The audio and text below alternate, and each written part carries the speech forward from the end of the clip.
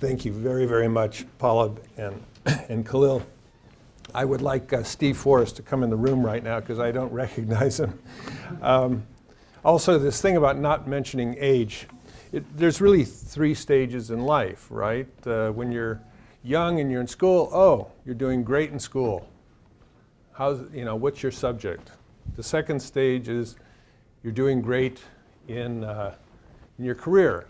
You're doing, oh, it's fantastic. I see you've done such and such.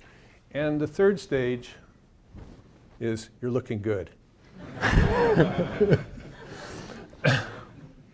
So I'm in the looking good stage. Now,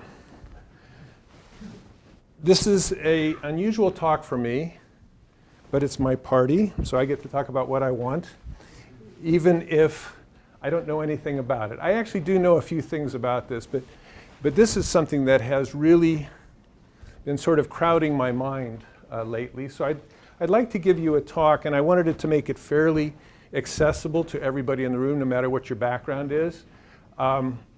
When some people read this title, they think it's about religion.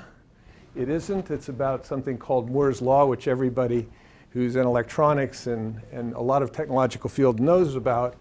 And we're facing the end of Moore's Law as we know it. So what I want to talk about is, are we facing the creation of a new world, or are we facing the apocalypse, the end of life as we know it on this planet? So I think I have to do it this way. So what is Moore's Law? This is the guy, Gordon Moore, co-founder of Intel. By the way, if you want to find out one of the most transformative events in human history, there's a very good summary of it. It's called Silicon Valley, not the sitcom. It's an American Experience video, which was on NPR, and you can download it. And it tells you the whole story of what happened. But Gordon Moore is co-founder of Intel. They really, when he was at Fairchild Semiconductor, where they were making their first transistors for a purpose, not just as an experimental or a laboratory curiosity, Gordon Moore sort of saw way into the future. And he has this quote. I'm sorry, people at the back probably can't read it, so I'll read it for you. The complexity for minimum component costs has increased at a rate of roughly a factor of 2 per year. Certainly over the short term, this rate can be expected to continue, if not to increase. Over the longer term, the rate of increase is a bit more uncertain. He's a very modest man. Although there is no reason to believe it will not remain nearly constant for at least 10 years. That's 1965. Okay. Let's look what actually happened. So this is a chart of the number of transistors per chip. This is CPU chip, so it's the smart part of your computer. And today it's around 6 billion transistors per chip on about a centimeter of material. And you can see that the progress has been absolutely astounding. It is exponential. It didn't quite double the way Gordon Moore saw it, but it doubles about every 2 years, right? And he's full of quotes. He's a great guy. If the auto industry advanced as rapidly as the semiconductor industry, a Rolls-Royce would get 500,000 miles per gallon, and it would be cheaper to throw it away than to park it. There is, of course, a Moore's Law in New York City, which makes that true today, too. But you can just think about scaling in any way you like, and there's never been a progression of technology that has looked anything close to this. So what's driving it? Why is that number going up? And by the way, what does that mean to us here in this room? And that's what I'm going to touch on in this talk. So it's the unstoppable march to complexity and miniaturization. We're actually holding these little cell phones in our pockets, which are supercomputers of only a decade and a half ago, right? So this is what's going on. This is the actual size of the transistor. That's measured, for those of you who don't know a lot about transistors, that's the gate length, and this is in nanometers. And I'll talk a little bit about scaling in a minute. Well, you can kind of see it up there. This is how the transistor, the individual transistor, has shrunk over the years. From 1970, it was, what, about 10 microns. So a human hair is about 100 micron in diameter, something like that. So about a tenth of the width of a human hair, something everybody here can understand. And today, we're at we're at the cusp of the 14 to the 10 nanometer node. Okay? So if you think about these things are made out of silicon, the distance between silicon and its lattice structure, which is how it's used, is about a half a nanometer. So at 7 nanometers, which is the next node, so this is all plotted out. There's an industry that is determined by this slope. We're going to have transistors which are only 15 atoms wide. So it doesn't take a PhD in physics to figure out if silicon is the basis of all this. We don't have a lot of ways to go because we're never going to make a transistor smaller than an atom. And actually, we can't even get to that. There's some kind of cute little pictures underneath here which just show what the transistor looked like in about 1955, well, probably 1960, close enough. And then you can look at a microprocessor today. It's just a gobbledygook of patterns because there's 5 or 6 billion transistors on that thing, virtually every one of them working, every time. And I'll show you how you get there in a minute. But this is what, therefore, makes that same size chip carry more and more stuff on it, more and more transistors. Every transistor is a switch. So you have to, so they're performing logic operations that are happening faster and faster and more complex. And that's why we're carrying around supercomputers. But something's shaking. The ground isn't feeling as steady as it used to feel. So this red line is the cost, the number of transistors per dollar that you pay for when you buy your electronic gizmos. And in 1980, it was about 1,000 transistors per dollar. So you figure a logic operation is probably done by a dozen transistors. So you can get a sense of how much processing complexity comes in 1980 versus today we get, well, just a little bit time ago, last year and the year before, it was at 20 million transistors per dollar. But it's all of a sudden starting to fall. Now we're only getting this year 19 million transistors per dollar. You might think, look, I'm happy with 1,000. Why do I need 20 million? You need 20 million, believe me. And I'll show you why you do in a minute. And these bars here are actually the transistor size. So it's that scaling of the transistor itself. And you can see in 2015, this makes it the 14 nanometer node. So the transistors are about 50 atoms wide, something like that. Is that right? No, about 30 or 40 or 50, somewhere in there. At any rate, the reason it's going, why they're costing more is because it's getting harder and harder to make these things. We are really hitting some very fundamental limits. Now this is dangerous. This curve has all kinds of economic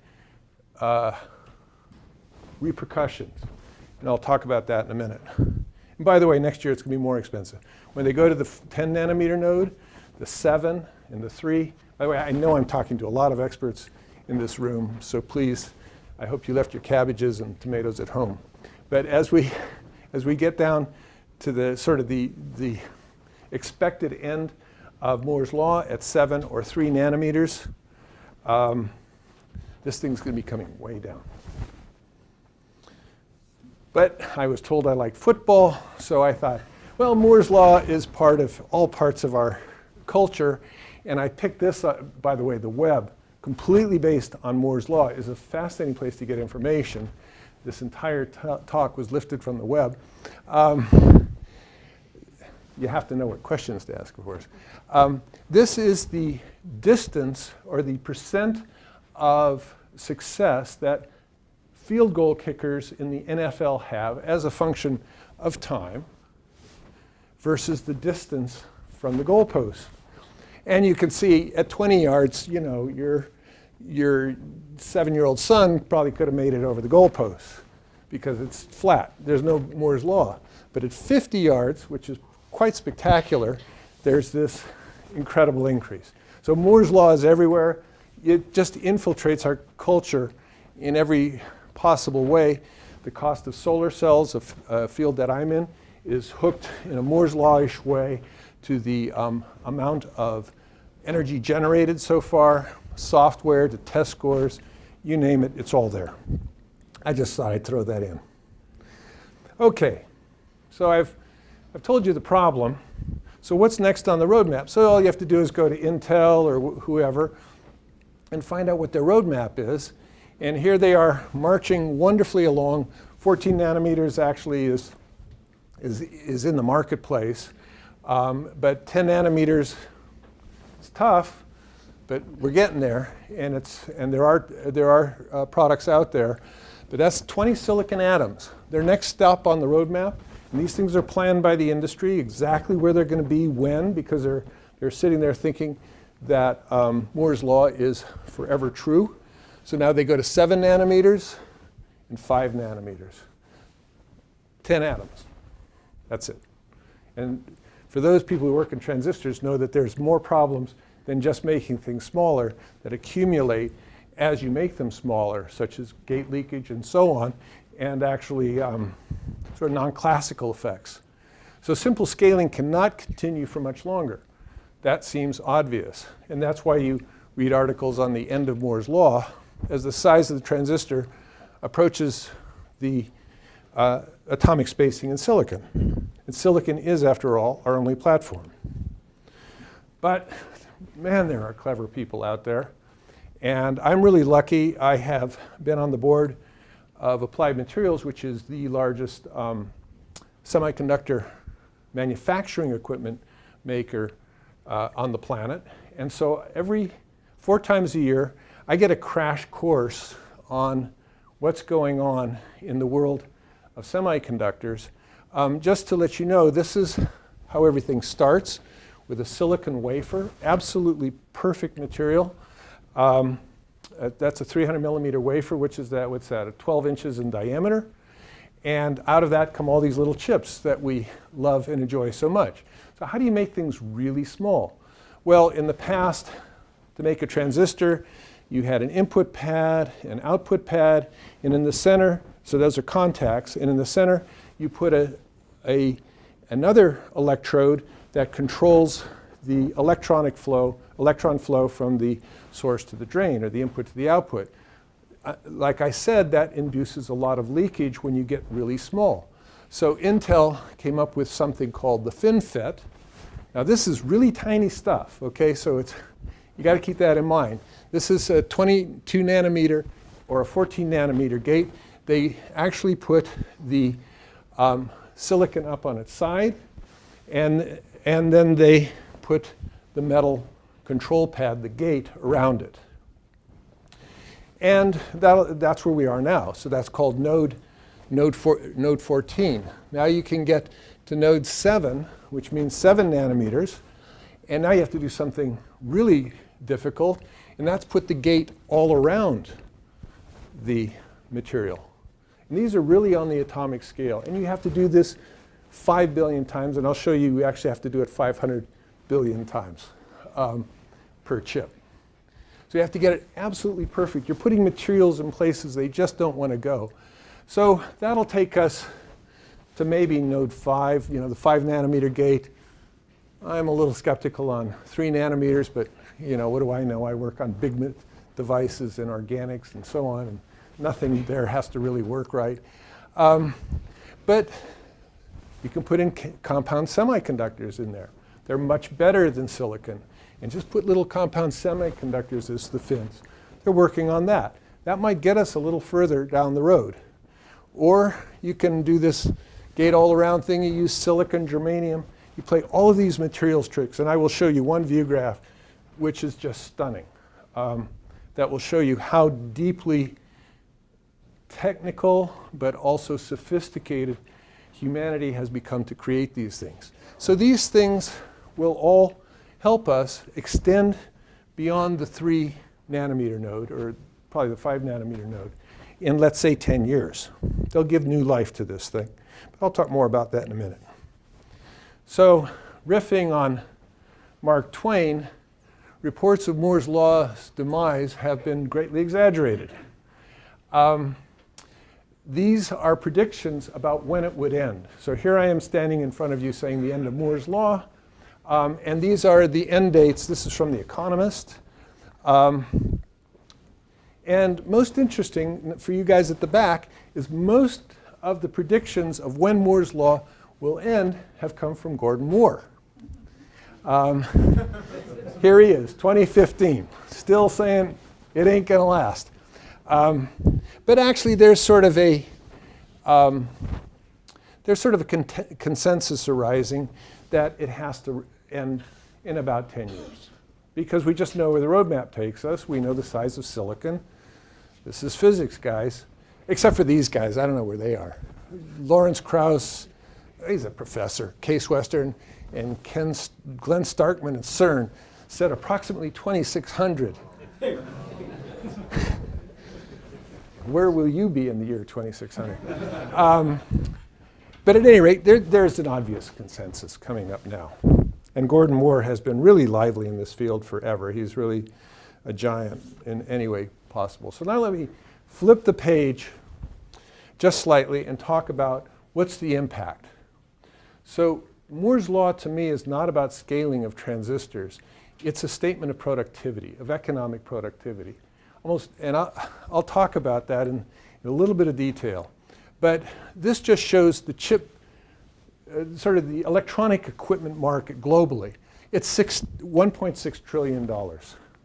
And that is only the tip of the iceberg, because it neglects the size of dependent markets. Without electronics, there's no internet. There's no Amazon, Google, Facebook, Microsoft, Adobe, airline travel. Look around you. There ain't much. Electronics fab equipment makers, chemical suppliers, the whole value chain, which is enormous. It extends throughout the globe to support this $1.6 trillion basic business. And if you look on the S&P, most companies on the S&P don't exist without Moore's Law. It's our economy, folks. That's what it is. And so the Moore's Law scaling is an increase in productivity year on year that is enabled by more and more computational capability.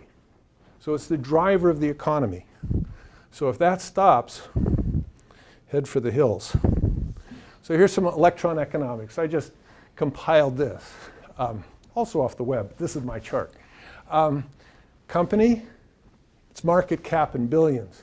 Tell me if you see something wrong with this picture.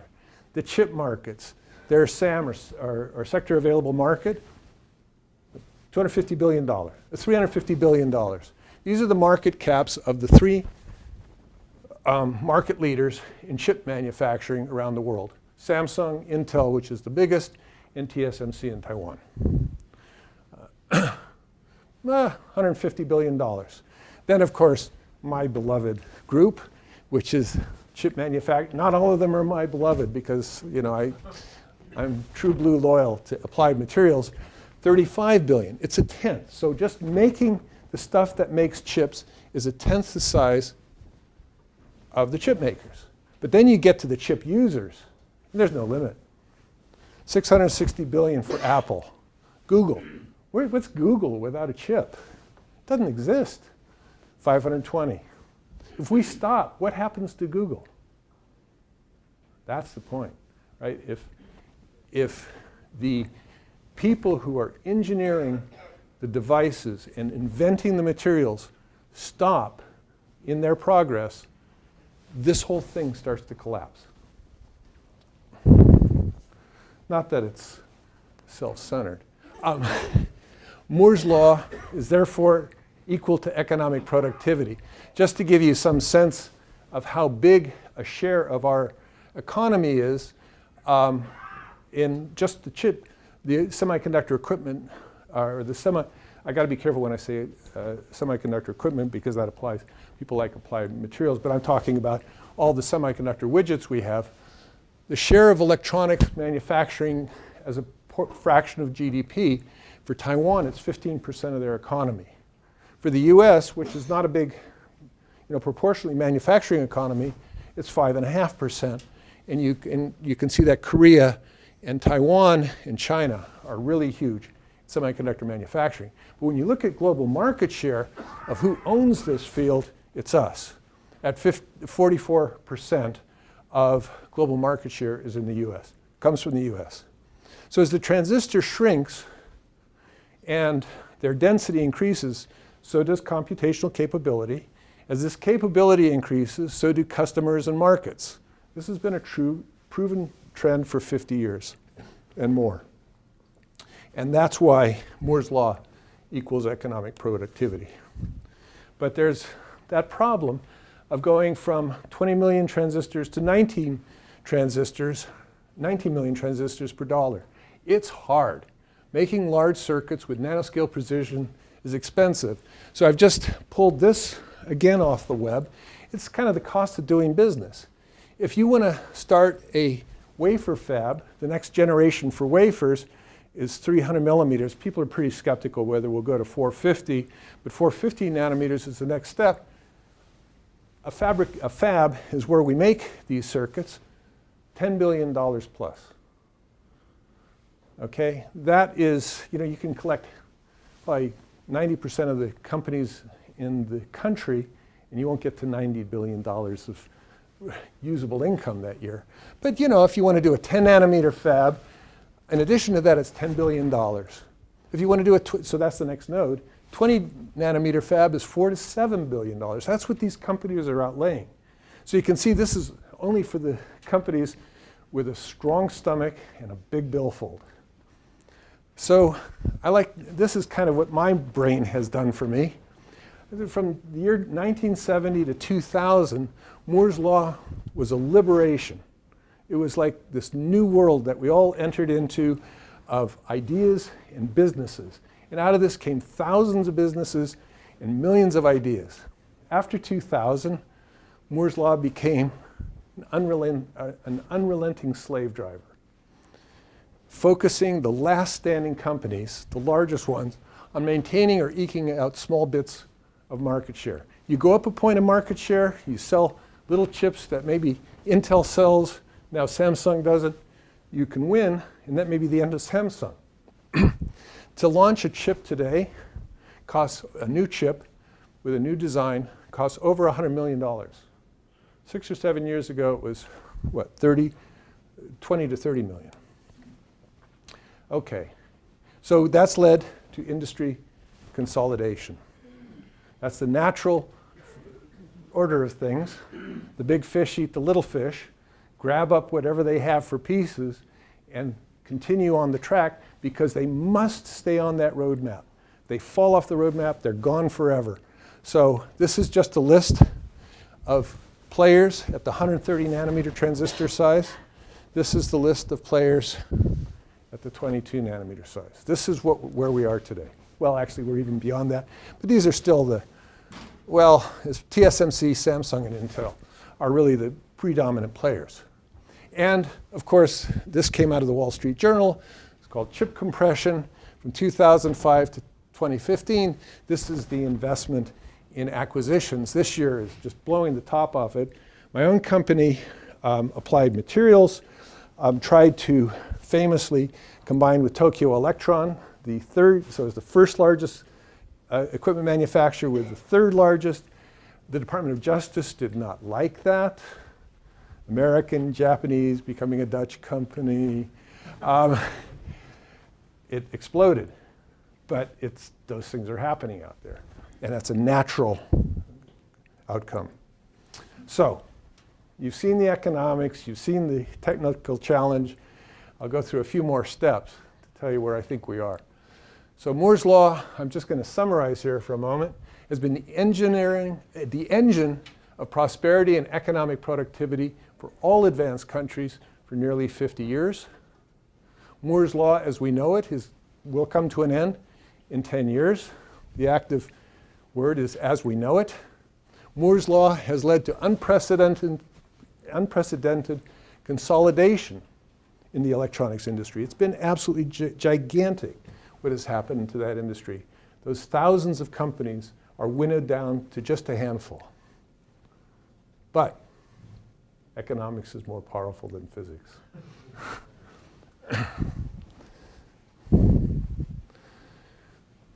A new paradigm will inevitably emerge to continue economic growth in electronics in the post-Moore's Law era. We will not stand for a declining productivity law.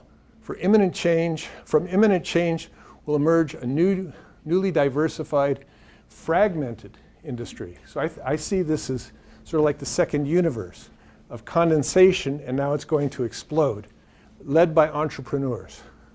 And the industry, academic, government partnership will play a central role in this era. Nobody knows where the next big thing is going to come from, so it might come out of somebody's garage. So it's going to be kind of exciting. So let me just give you some ideas. New materials. I've talked about compound semiconductors. Let me just talk about 3D integration. This will be my one techie view graph because it just floors me. And then I'll get back to that view graph. 3D NAND flash. So everybody has flash cards. And these little cards contain not 5 billion transistors, but the bigger ones that you can buy from B&H Photo, for example, somewhere around 250 to 500 billion transistors, 500 billion transistors. You got to say, how the heck does anybody do that? Well, they're exploiting the third dimension. This is what a NAND flash looks like. Everything's at nanometer scale. They grow these layers. Actually, it's silicon oxides, silicon nitride in an alternating scheme. They come in and they etch a hole deeply in through the stack. They then etch out one of those layers and put in metal, tungsten in this case, run it out to the side. And then what they do is they grow the silicon from the ground up and make the channel that way. And all of these become transistors on the side now. It's not transistors laid out on a plane, but rather in the vertical. And then you grow the silicon, I guess it is, and you get the pinouts for this thing, and you address these modest 250 billion transistors. This photograph, if you ever get a chance to look at it, is spectacular. This is the channels going way down. This separation here is 750 nanometers, and these are all the transistors. Tells you what ingenuity is out there. It's absolutely stunning. My group, which is one of the reasons I have this colored, we have small efforts in combining silicon with compound semiconductors and working with 2D materials. There's a whole revolution of super high speed materials that are only 1 atom thick. And these are going to augment silicon. They're not going to replace it. New architectures. Paulab works on spintronics, which is sort of a cousin of quantum information processing, using the many ways that you can combine spins and quantum states to calculate certain problems or solve certain problems. It doesn't solve all problems, but it is certainly a very efficient way to do computing if we can realize it on scale. Distributed computing, we're already kind of engaged in that, which is basically the internet and connecting computers through fiber optics. And everybody's favorite is the human brain. Carver Mead in 1980 from Caltech, predicted that, well, the human brain is the model of a computational machine. There are many famous examples, but they had the computer, was it Big Blue or was it Watson? I can't remember. Competed on Jeopardy against the then reigning champion. And the computer was 20, 30 kilowatts, had lots of PhDs in white coats running around tweaking it and hugging it and everything else like that. And it beat the reigning champion. But let's face it, he had a 20-watt computer. And it weighed a couple pounds. It didn't fill up rooms. And it was fed on chips and salsa. Right? So there's something going on here. But the human brain is not really good at doing massive computation. It's very good at image recognition, for example, which optics is good at. And so figuring out how that works is a very high value problem. Of course, its architecture is completely different than today's computers. And then new efficiencies. We've gotten rather fat, sloppy, and happy when it comes to software. Microsoft has made these massive programs because all this computation is available. But if the computational power goes down, we have to be much more efficient. Of course, many of these things are already well underway. So this is my conclusion.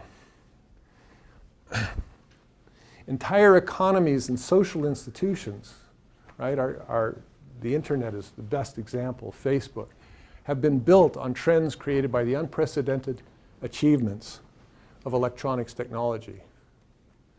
The productivity implied by Moore's law will continue for many decades, undeterred by apparent physical limits, because we're clever. Humans are clever for both good and evil, and we know how to do this. We will figure it out, and we're doing it already. I just showed you the 3D NAND flash, just as an example.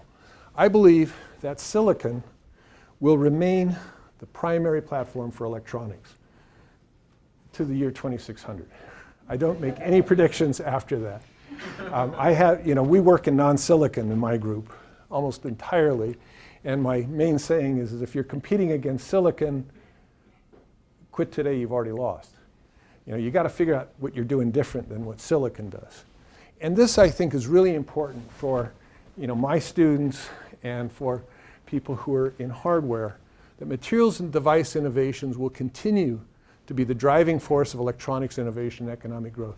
All of this comes out from the fact that people sat down and figured out how to make an electron go faster and more efficiently from point A to point B. And man, have they invented that stuff. And that's at the foundation. Might not be the highest economic value in the chain, but it sure is the highest and most key value to make that chain complete. In universities, entrepreneurs, and industry will all play critical roles in inventing the future. So with that, I'm a positive guy. We're at the beginning of a hugely exciting period of technological innovation and birth of new industries. So with that, I want to thank you, and I want to thank everybody here at the University of Michigan for their support, and also the Goebel family for making my chair possible. So thank you all. We were fortunate enough to find a really, really soft rubber material that the cells would be able to squeeze and deform on their own. But the